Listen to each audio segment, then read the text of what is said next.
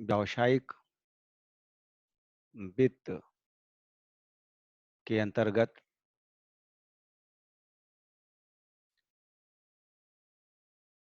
वित्त कार्य की प्रकृति एवं इसके कार्य क्षेत्र के संदर्भ में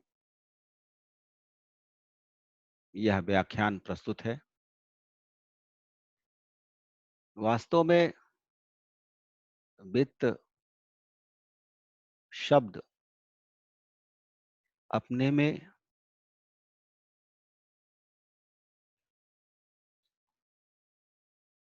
अनेकों कार्य प्रकृति एवं कार्य क्षेत्र को समाहित किए हुए वास्तविक अर्थों में देखा जाए तो वित्त वह आधारभूत तत्व है जिसके अभाव में ना तो हम किसी भी प्रकार की व्यावसायिक क्रियाकलाप संचालित कर सकते हैं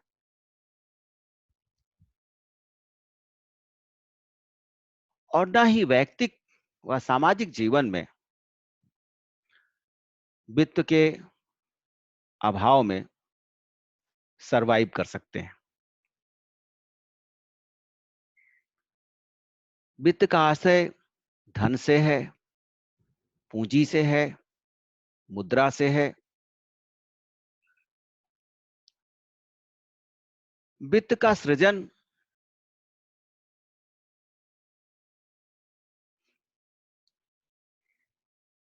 मनुष्य की क्रिएटिविटी से होता है, उत्पादन क्षमता से होता है, कार्य निष्पत्ति से होता है, वर्क परफॉर्मेंस से होता है। वित्त का जो सामूहिक स्वरूप है वही पूंजी है। सांकेतिक रूप में एकल इकाई के रूप में हम वित्त को धन, मनी इत्यादि की संज्ञा दे सकते हैं। अब प्रश्न उठता है कि हमारे जीवन में, हमारे वैयक्तिक जीवन में या व्यावसायिक जीवन में वित्त का कार्य क्या है? वित्त ऐसे कौन से कार्य संपादित करता है जिसके माध्यम से मनुष्य का जीवन सहज हो जाता है, सरल हो जाता है, उसकी कठिनाइयों का निवारण हो जाता है। वास्तव में वित्त कार्य से अभिप्राय किसी भी संगठन में वित्त संबंधी कार्यों से है।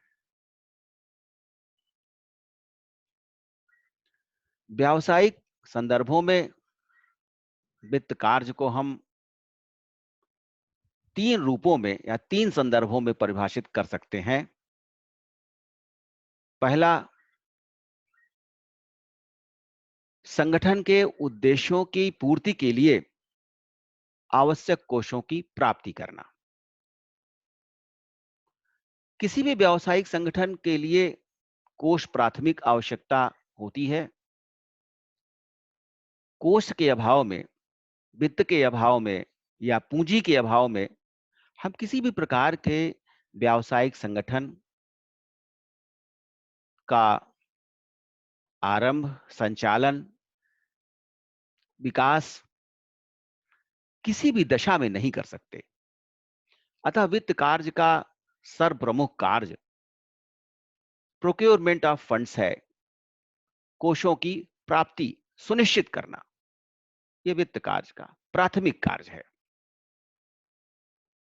प्रोक्योरमेंट ऑफ फंड्स या कोषों की प्राप्ति कोषों के स्रोतों पर निर्भर करती है, सोर्सेज ऑफ फंड्स पर निर्भर करती है कि किन संसाधनों के माध्यम से हमें कोषों की प्राप्ति या उपलब्धता सुनिश्चित करना है। संगठन बैंकों के माध्यम से प्राप्त ऋण पूंजी से अपनी पूंजी का सृजन करना चाहता है, अपने संगठन में विनियोजन करना चाहता है, या परिवारजनों, मित्रों, रिश्तेदारों, परिचितों से पूंजी के रूप में धन प्राप्त करके संगठन का संचालन करना चाहता है, अथवा बृहद स्तर पर अंशों के माध्यम से, ऋणपत्रों के माध्यम से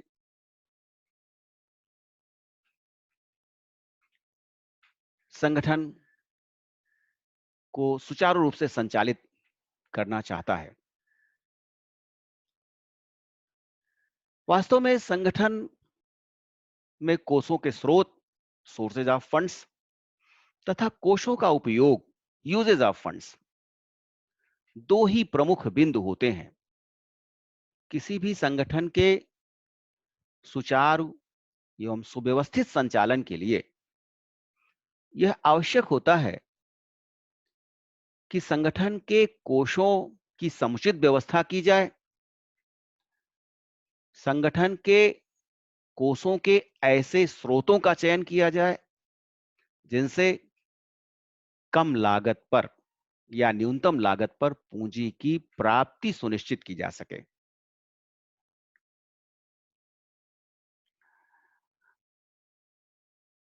प्रत्येक प्रकार की संग्रहित पूंजी की एक लागत अवश्य होती है। ऋण के रूप में प्राप्त पूंजी पर ब्याज उसकी लागत होती है।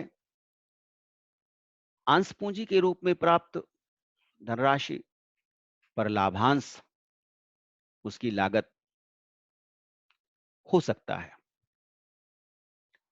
द्वितीय संदर्भ में यदि देखा जाए तो वित्त कार्य से अभिप्राय संगठन के अंतर्गत समस्त नकदी क्रियाओं को सम्मिलित करने से है। वस्तुतः प्रत्येक प्रकार के व्यवसायों में प्रत्यक्ष अथवा अप्रत्यक्ष रूप से नकदी की आवश्यकता होती है। कैश अनिवार्य होता है, कैश की अनिवार्यता होती है। अतः वित्त कार्य से आशय व्यवसाय में होने वाली समस्त आर्थिक क्रियाओं से है। अनार्थिक क्रियाओं को वित्त कार्य में हम कदापि सम्मिलित नहीं कर सकते हैं।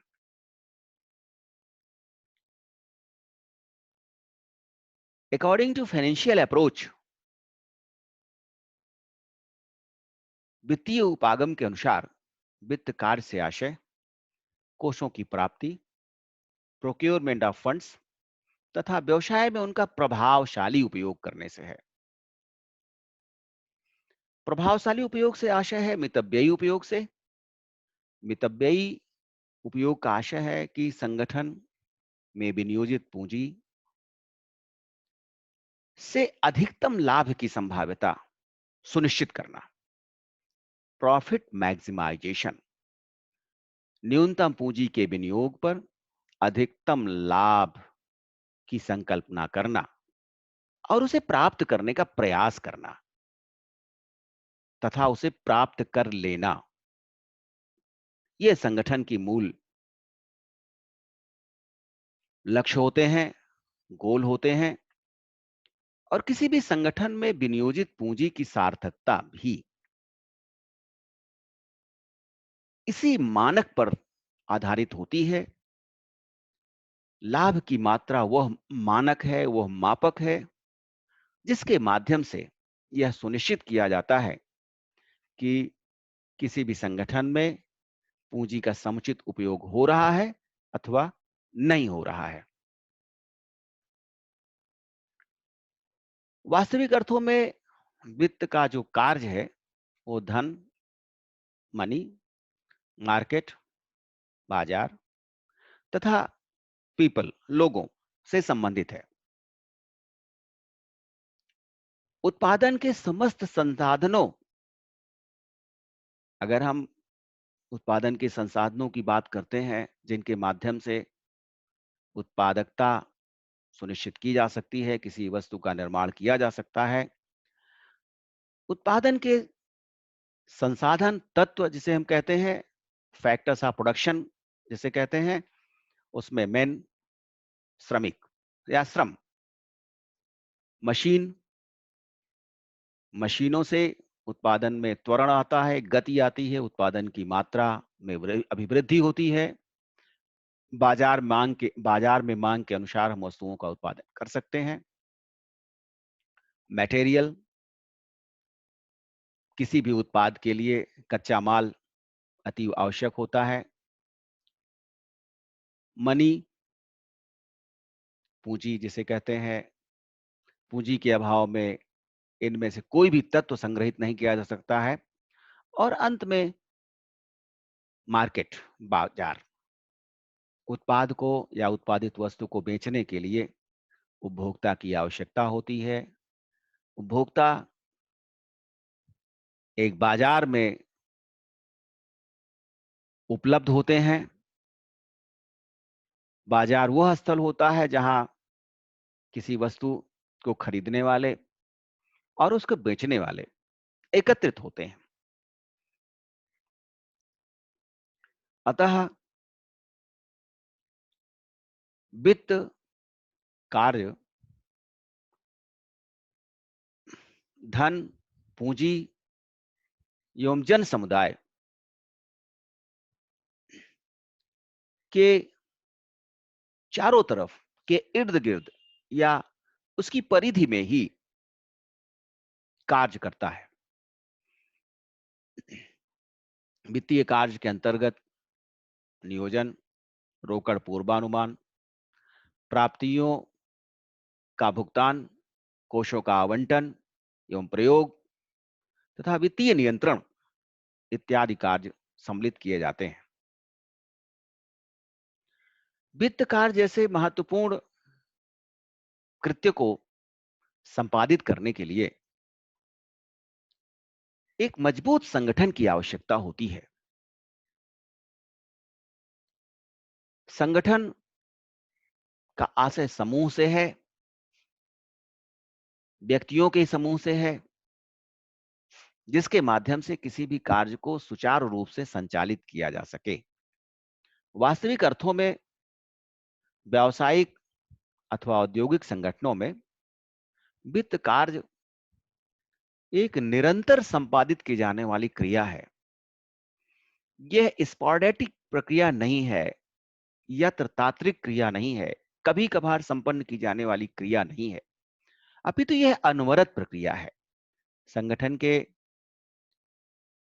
सृजन से लेकर के उसके समापन तक वित्त कार्य किसी न किसी रूप में अनवरत प्रवाहमान रहता है। वित्त कार्य के संगठन का आशय संगठन के समस्त उत्तरदायित्वों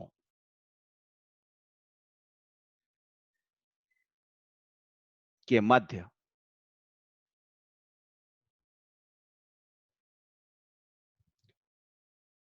परस्पर समन्वय स्थापित करना होता है। संगठन का आशय संगठन के समस्त उत्तरदायित्वों, कार्यों व अधिकारों को विभिन्न विशेषज्ञों के माध्यम से कार्य विभाजन करने से है। छोटे उपक्रमों में एकल व्यवसाय की स्थिति में वित्त कार्य का संचालन स्वयं संगठन के स्वामी द्वारा किया जाता है। उसके द्वारा उद्यम की आवश्यकताओं के अनुरूप वित्तीय पूर्वानुमान, नियोजन, नियंत्रण, निरीक्षण, बजट प्रावधान इत्यादि किए जाते हैं। परंतु एक निश्चित अवधि के उपरांत जब व्यवसाय का आकार बढ़ने लगता है, व्यवसाय के आकार में अभिवृद्धि होने लगती है, तो संगठन का संचालन उसके स्वामी द्वारा संभव नहीं हो पाता है। दूसरी बात जो महत्वपूर्ण होती है कि संगठन का स्वामी विशेषज्ञ नहीं होता है। उसे संगठन संबंधी अनेक कार्यों में विशेषज्ञता होना कोई निश्चित नहीं होता है। उत्पादन पर भी उसका विशेषज्ञता हो, विपणन पर उसके विशेषज्ञता हो, वित्तीय प्रबंधन पर उसकी विशेषज्ञता हो, सही वर्गीय प्रबंधन पर उसकी विशेषता हो। ऐसा एक व्यक्ति में प्रायः दृष्टिगत नहीं होता है। अतः संगठन के आकार में अभिवृद्धि के साथ साथ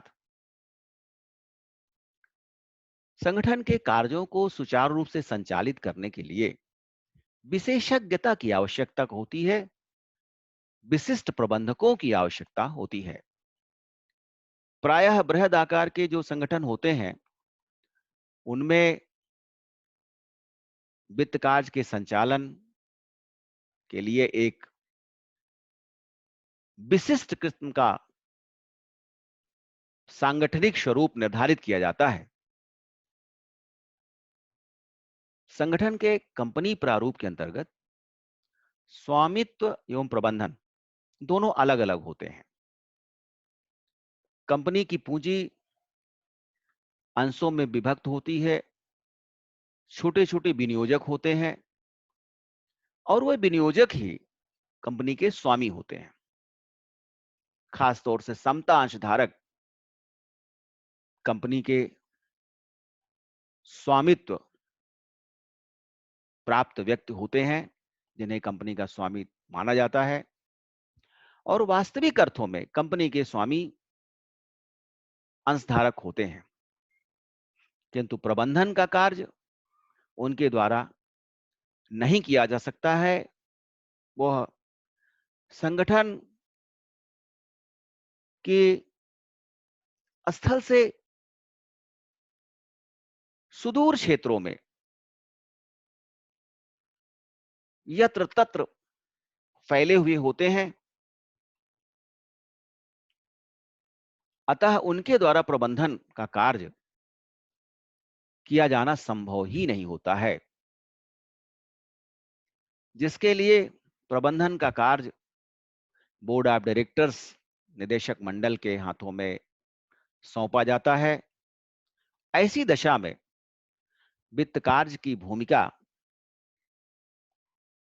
और महत्वपूर्ण हो जाती है। वित्त प्रबंधक को या वित्त कार्य करने वाले विशिष्ट व्यक्ति को कंपनी के हितों की संरक्षा के साथ साथ कंपनी के स्वामियों के हितों की संरक्षा भी करनी पड़ती है। उसे दो विपरीत तत्वों को, दो विपरीत तत्वों के मध्य समन्वय स्थापित करने का कार्य करना पड़ता है।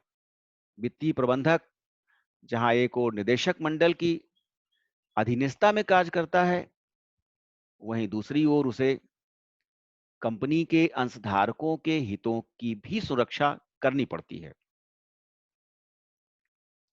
ऐसे संगठनों में वित्त कार्य के संपादन के लिए कुशल वित्त विशेषज्ञों की आवश्यकता होती है। वित्त कार्य के संगठनात्मक स्वरूप में शीर्ष पर अंशधारक होते हैं। अंशधारकों के नीचे संचालक मंडल या प्रबंध निदेशक होते हैं। संचालक मंडल को वित्तीय मामलों में सलाह देने के लिए वित्त समिति का गठन किया जाता है। वास्तव में वित्त समिति संचालक मंडल एवं प्रबंध संचालक के मध्य कड़ी का कार्य करती है। ये एडवाइजरी कमेटी होती है, ये सलाहकार समिति होती है। किसी भी नीति के क्रियान्वयन में वित्त समिति की कोई महत्वपूर्ण भूमिका नहीं होती है। प्रबंध संचालक विभिन्न कार्यात्मक प्रबंधन क्षेत्रों का प्रभावी होता है, इंचार्ज होता है। कार्यात्मक प्रबंधन के अंतर्गत उत्पादन प्रबंधक, सही वर्गीय प्रबंधक, वित्तीय प्रबंधक व विपणन प्रबंधक 4 महत्वपूर्ण पदधारी होते हैं। ये सभी अपने क्षेत्रों के विशेषज्ञ होते हैं और अपने कार्यों के लिए प्रबंध संचालक के प्रति उत्तरदायी होते हैं। इन समस्त कार्यात्मक प्रबंधकों में वित्त प्रबंधक सरप्रमुख होता है। इसकी भूमिका संगठन में अग्रणी होती है। वित्त प्रबंधक का पद अत्यंत महत्वपूर्ण होता है तथा ये समस्त वित्तीय कार्यों के लिए उत्तरदायी होता है।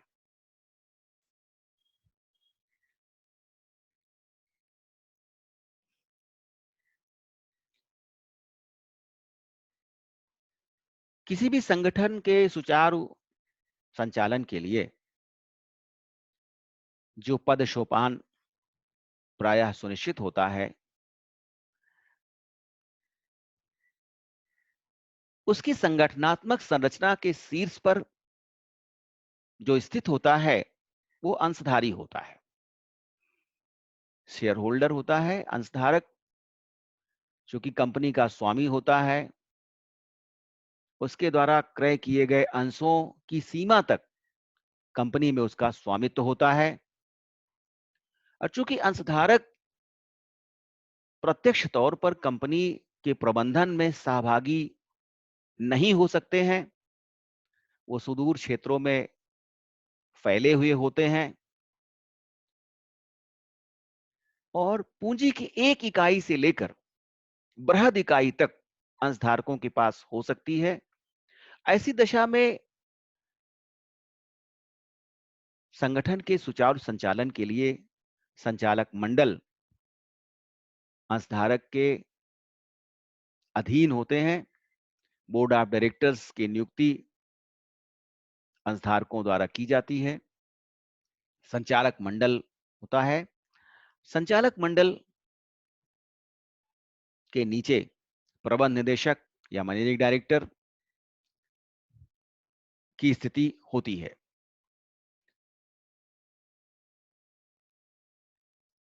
इन 3 सोपानों तक संगठन का विकेंद्रीकरण नहीं होता है। अंशधारक, संचालक मंडल, प्रबंध निदेशक। प्रबंध निदेशक के उपरांत कंपनी के प्रबंधन में विशिष्टीकरण की आवश्यकता होती है। जिस विशिष्टीकरण को प्राप्त करने के लिए कंपनी के प्रबंधन को उत्पादन प्रबंधक, सेवर्गीय प्रबंधक, वित्तीय प्रबंधक, विपणन प्रबंधक, इन 4 रूपों में विभाजित किया जाता है। उत्पादन प्रबंधक कच्चे माल से लेकर तैयार माल तक की समस्त प्रक्रियाओं का प्रबंधन करता है। सेवर्गीय प्रबंधक कार्मिकों की चयन, भर्ती, उनकी सेवा शर्तों का निर्धारण, उनके कार्य के घंटे सुनिश्चित करना, उनके वेतन भत्तों का भुगतान, उनके अवकाश नकदीकरण का भुगतान इत्यादि, रिटायरमेंट पर प्राप्त होने वाले समस्त लाभों का भुगतान या उसका प्रबंधन, इसके लिए जिम्मेदार होता है, उसके लिए उत्तरदायी होता है। तीसरे स्तर पर फाइनेंशियल मैनेजर आता है, वित्तीय प्रबंधक आता है। वित्तीय प्रबंधक का पद किसी भी संगठन में सबसे महत्वपूर्ण पद होता है। दूसरे शब्दों में हम कह सकते हैं कि समस्त संगठन की संरचना का आधार वित्तीय प्रबंधक होता है। व्यवसाय के समस्त कृत्यों में, समस्त आर्थिक क्रियाओं के संचालन में, परिचालन में वित्तीय प्रबंधक की भूमिका अत्यंत महत्वपूर्ण होती है। और संगठन के चौथे स्तंभ के रूप में मार्केटिंग मैनेजर, विपणन प्रबंधक कार्य करता है। वस्तुतः उत्पादन से लेकर के विपणन तक की प्रक्रिया का एक चक्र होता है। इस चक्र को पूर्ण करने के लिए उत्पादन प्रबंधक, सही वर्गीय प्रबंधक, वित्तीय प्रबंधक एवं विपणन प्रबंधक, ये चारों अपने स्तर से, अपनी विशेषज्ञता के माध्यम से संगठन के अभिवृद्धि के लिए, उसकी लाभदायकता में अभिवृद्धि के लिए, उसके धन परिसंपत्तियों में अभिवृद्धि के लिए प्रयासरत रहते हैं। वित्तीय प्रबंधक का पद चूंकि अत्यंत महत्वपूर्ण होता है, प्रायः बड़े संगठनों में वित्तीय प्रबंधक के नीचे कोषाध्यक्ष एवं फाइनेंस कंट्रोलर, जिसे हम ट्रेजरर व वित्त नियंत्रक कहते हैं, की भी नियुक्ति की जाती है। मुख्य रूप से वित्तीय प्रबंधक कोषाध्यक्ष के माध्यम से रोकड़ प्रबंधन, विनियोग प्रबंधन, वेतन, अंकेक्षण, लाभांश वितरण प्रबंधन, बैंक प्रबंधन, साख इत्यादि का प्रबंधन, पेंशन, लागत प्रबंधन एवं साख विश्लेषण इत्यादि कार्यों को संपादित करता है। दूसरी तरफ वित्तीय प्रबंधक द्वारा वित्त नियंत्रक के माध्यम से नियोजन एवं बजटिंग संबंधी कार्य, वित्तीय लेखांकन संबंधी कार्य, वित्तीय विवरणों को तैयार करने संबंधी कार्य, लाभ का विश्लेषण करने संबंधी कार्य, आंतरिक अंकेक्षण, कर प्रशासन, लागत एवं स्कंध का निर्धारण एवं नियंत्रण व इसी प्रकार के अन्य कार्य संपादित किए जाते हैं। वास्तव में वित्त के कार्य को संपादित करने के लिए अनेक विशेषज्ञ नियुक्त किए जाते हैं। वित्त संबंधी कार्यों के सुचारू संचालन में प्रायः वित्त समिति का भी गठन किया जाता है। यह एक एडवाइजरी कमेटी होती है। इसकी भूमिका सलाहकार की भूमिका होती है। किसी भी आर्थिक संगठन में नियोजन एवं नियंत्रण का कार्य केवल प्रबंध संचालक द्वारा ही नहीं किया जा सकता है, अतः संचालक मंडल एवं प्रबंध संचालक के मध्य एक चैन के रूप में, एक कड़ी के रूप में वित्त समिति कार्य करती है। इसके अंतर्गत संचालक मंडल के कतिपय सदस्य अथवा उसके प्रतिनिधि तथा विभिन्न विभागों के अध्यक्ष पदेन सदस्य होते हैं। प्रबंध संचालक प्रायः वित्त समिति का पदेन अध्यक्ष होता है। वित्त समिति द्वारा वित्तीय नियोजन नियंत्रण हेतु संचालक मंडल को समय समय पर परामर्श दिया जाता है। नीतियों के क्रियान्वयन में वित्त समिति की भूमिका नगण्य होती है। उत्पादनों के विविधीकरण व विभागों के विकेंद्रीकरण की दिशा में सर्वोच्च प्रबंधन को उचित परामर्श देने में वित्त समिति की महत्वपूर्ण भूमिका होती है।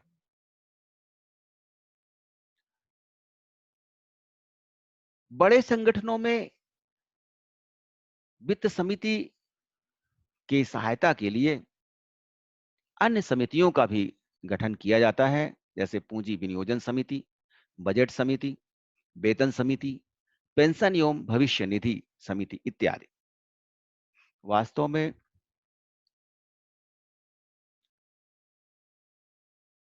किसी भी संगठन के लिए समान सांगठनिक संरचना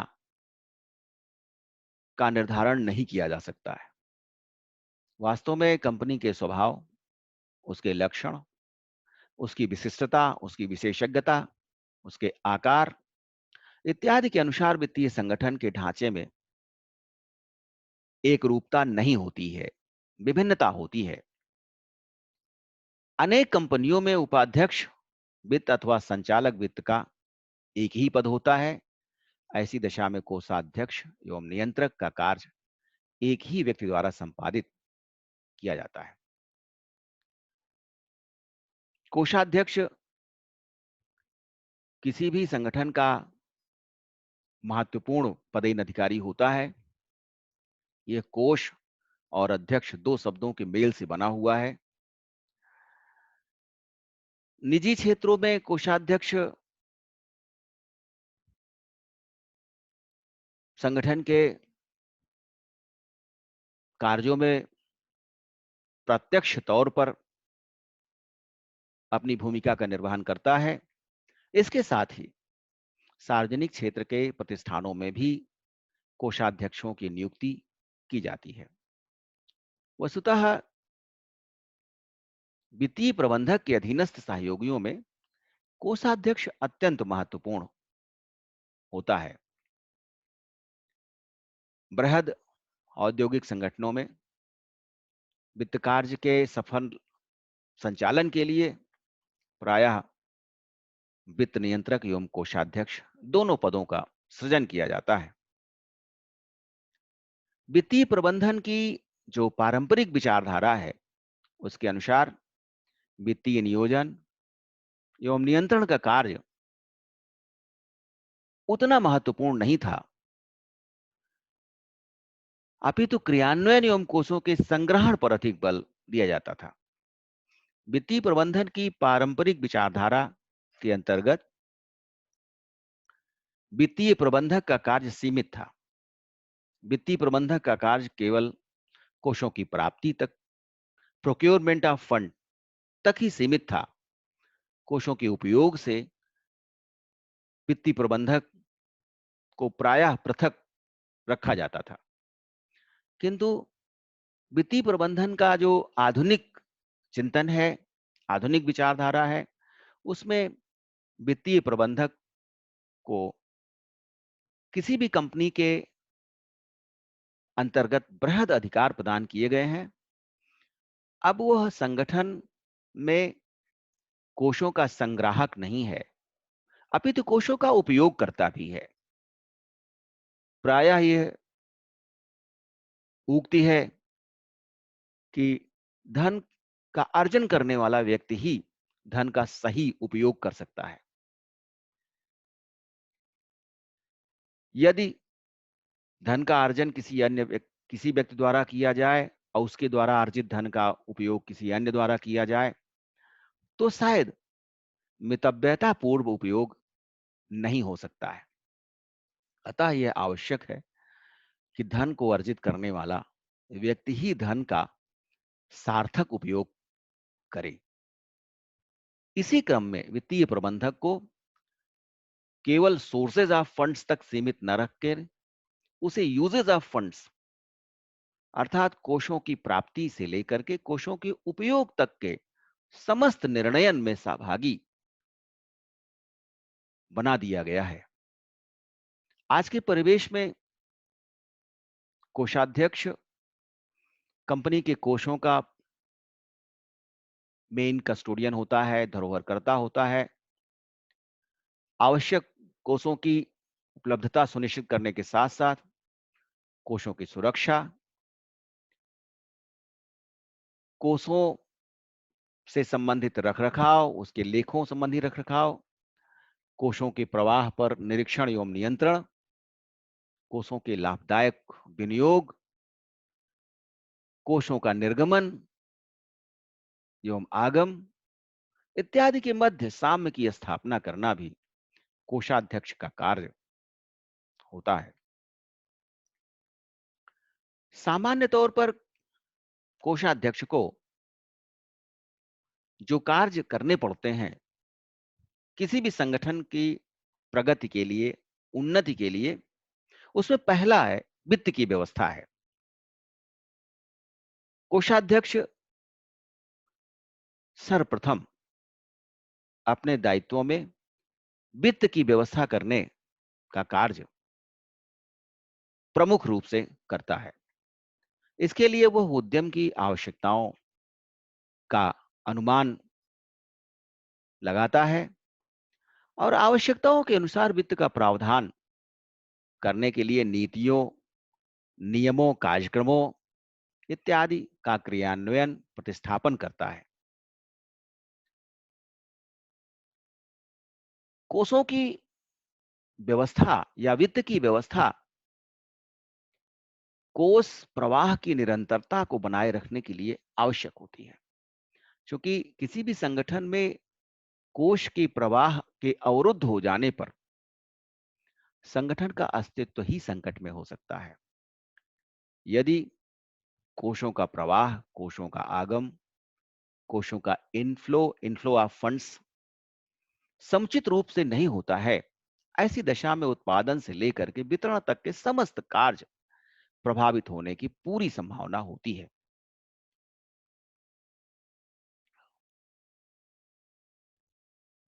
इसका दूसरा महत्वपूर्ण कार्य वित्तीय नियोजन से संबंधित होता है। वित्तीय नियोजन से आशय वित्तीय पूर्वानुमान लगाने से है। इसके अंतर्गत फर्म के लिए आवश्यक रोकड़ की प्राप्तियों एवं भुगतानों का पूर्वानुमान लगाया जाता है। कोषाध्यक्ष को इस बात का भी पूर्वानुमान लगाना पड़ता है कि संगठन के लिए किस सीमा तक ऋणों की आवश्यकता है। लाभांश नीति के निर्णयन में भी उच्च पदस्थ अधिकारियों को सुझाव इत्यादि देने का कार्य कोषाध्यक्ष द्वारा किया जाता है। नेक्स्ट जो इंपॉर्टेंट है वो विनियोजकों संबंध है, इन्वेस्टर रिलेशनशिप। किसी भी संगठन में पूंजी की प्राप्ति का आधार विनियोजकों से संबंध है। विनियोजकों से अच्छे संबंध होने पर ही संगठन में पूंजी की ग्राह्यता, पूंजी की उपलब्धता सहज रूप में सुनिश्चित हो सकती है।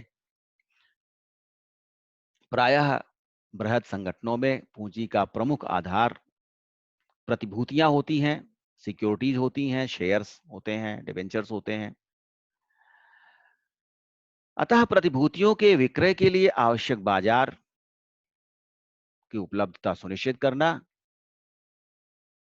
जिससे कि कोषाध्यक्ष विनियोजकों से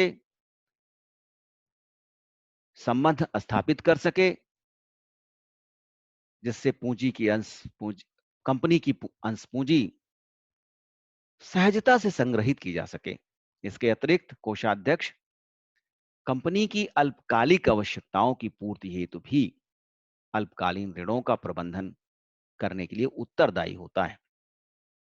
रोकड़ प्रबंधन संगठन की ओर से बैंकों में खाते इत्यादि खोलकर प्राप्त रोकड़ संबंधित खातों में जमा करवाना तथा दिन प्रतिदिन होने वाले नगद व्यवहारों का लेखा जोखा इत्यादि करके धनराशि बैंकों में जमा कराने की व्यवस्था करना, रोकड़ की प्राप्ति व भुगतान के मध्य समुचित विधि का निर्माण करके तदनुरूप आगम व निर्गम की व्यवस्था करना, वेतन भत्तों, किराया, बीमा, कर इत्यादि भुगतानों को समय समय पर सुनिश्चित करना कोषाध्यक्ष के कार्य होते हैं। Credit and collection. किसी भी संगठन में उधार,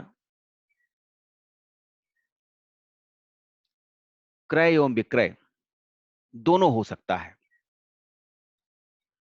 संगठन द्वारा कच्चे माल की प्राप्ति उधार के रूप में हो सकती है।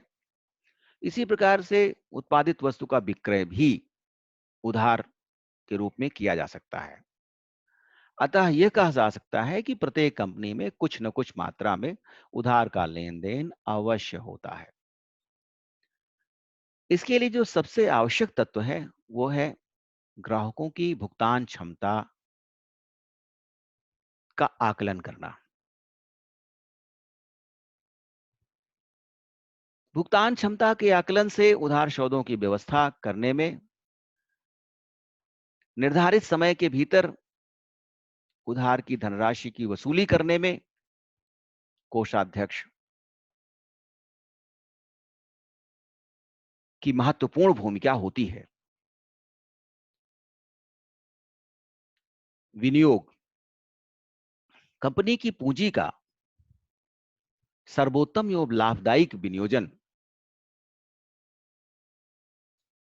पेंशन आदि के भुगतान के लिए विनियोग नीति का निर्धारण इत्यादि कार्य कोषाध्यक्ष द्वारा ही संपादित किए जाते हैं। बीमा संबंधी कार्य, जिसके अंतर्गत कोषाध्यक्ष कंपनी की संपूर्ण संपत्तियों का कस्टोडियन होता है, रखवाला होता है, उसकी देखभाल करने होता है।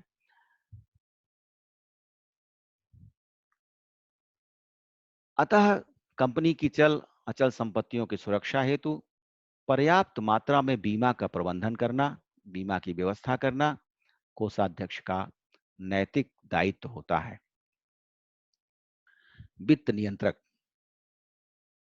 वित्त नियंत्रक शब्द से ही इसके कृत्यों का, इसके कार्यों का बोध हो रहा है। वित्त और नियंत्रक दोनों शब्द अलग अलग हैं। वित्त से आशय धन से है, पूंजी से है, और नियंत्रक से आशय नियंत्रित करने से है।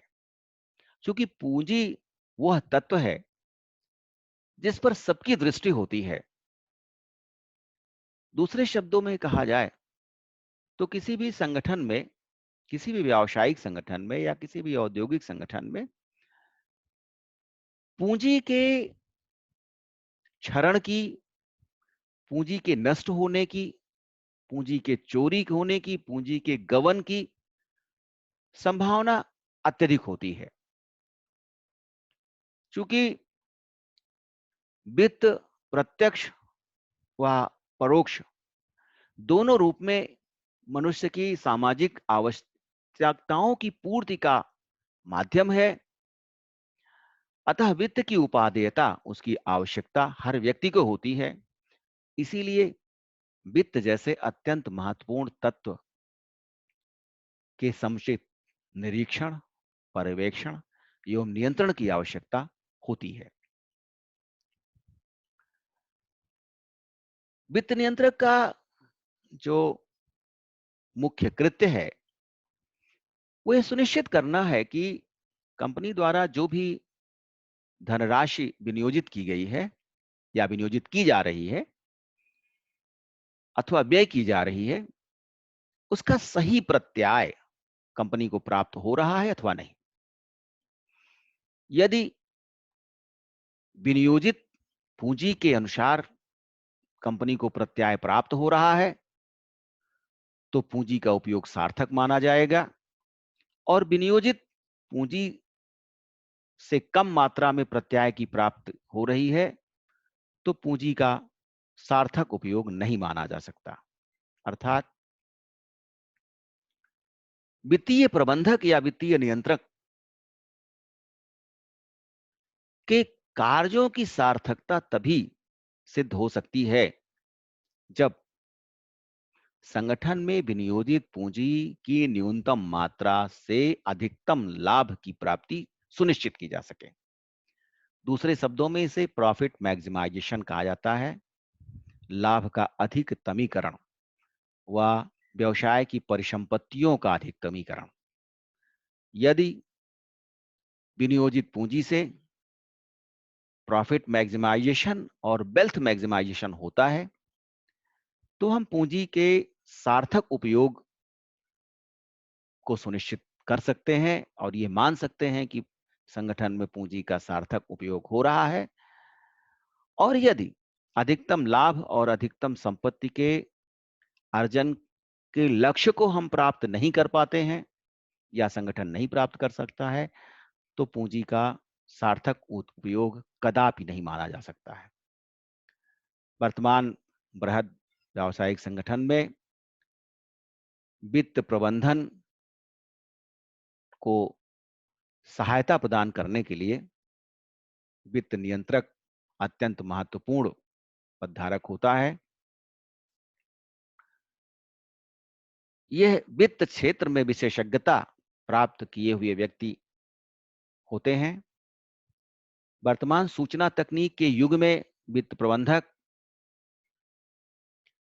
आंकड़ों के संग्रहण, विश्लेषण इत्यादि के माध्यम से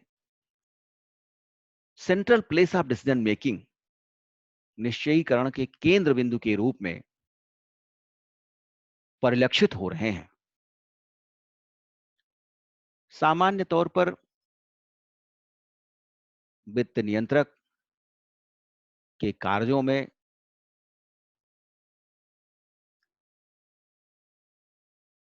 यदि सूचीबद्ध स्वरूप में हम दृष्टि डालें तो वित्त नियंत्रक के द्वारा प्रचलित लेखांकन पद्धतियों में से संगठन के लिए अनुकूल लेखांकन पद्धति का निर्धारण करना एवं उसके अनुसार संचालन करना, लागत नियंत्रण के लिए संगठन के प्रत्येक स्तर पर प्रयास करना, बजट पूर्वानुमान का निर्माण तथा पूर्वानुमानों के आधार पर भावी नियोजन की रूपरेखा सुनिश्चित करना, कर संबंधी दायित्वों का निर्वहन करना, संगठन के नियमित अंकेक्षण की व्यवस्था करना, आंतरिक अंकेक्षण के माध्यम से आंतरिक नियंत्रण की स्थापना करना, वित्तीय विवरणों जिसके अंतर्गत लाभ हानि खाता व आर्थिक चिट्ठा सम्मिलित किए जाते हैं, उसका निर्माण करना, वित्तीय प्रतिवेदनों को तैयार करना तथा उसे उच्च प्रबंधक के समक्ष प्रस्तुत करना। इसके साथ ही महत्वपूर्ण सांख्यिकी तथ्यों एवं आंकड़ों के संकलन, विश्लेषण, कार्य निष्पत्ति का मूल्यांकन एवं विश्लेषण, वित्तीय अनुसंधान का आयोजन एवं समुचित व्यवस्था इत्यादि कार्य भी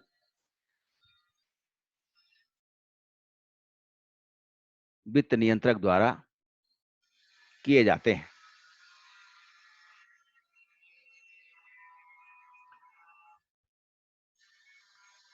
वास्तविक अर्थों में वित्त, जिसे हम दूसरे शब्दों में पूंजी कहते हैं, वित्त की सार्थकता उसके समुचित उपयोग पर आधारित होती है।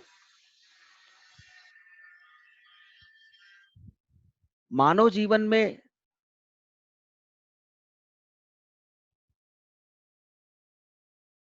मानव के अस्तित्व को बनाए रखने, उसको संरक्षित करने, उसमें अभिवृद्धि करने में भी वित्त की भूमिका महत्वपूर्ण है। अर्थात वित्त के अभाव में ना तो हम किसी भी प्रकार के संगठन की स्थापना कर सकते हैं, किसी भी प्रकार के व्यवसाय की कल्पना भी नहीं कर सकते हैं और न सामाजिक जीवन में या व्यक्तिक जीवन में वित्त के अभाव में हम अपना अस्तित्व कायम रख सकते हैं। अतः आर्थिक क्रियाओं के अंतर्गत वित्त अत्यंत उपयोगी तत्व है। इसके मितव्ययी उपयोग से ही वित्त कार्य की सार्थकता सुनिश्चित होती है।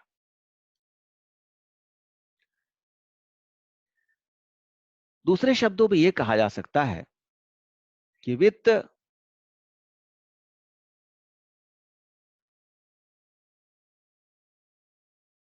समस्त भौतिक संसाधनों में मूल है।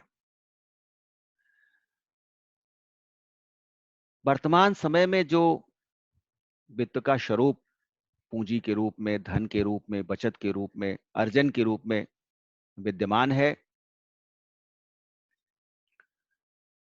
यह स्वरूप नवीन अवधारणा नहीं है। ये एक प्राचीन अवधारणा है। मनुष्य के आरंभिक जीवन से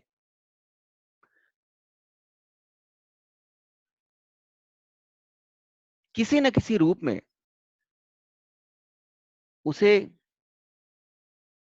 धन की आवश्यकता, वित्त की आवश्यकता किसी न किसी रूप में होती ही रही है। अतः हम वित्त की उपादेयता की को, उसकी सार्थकता को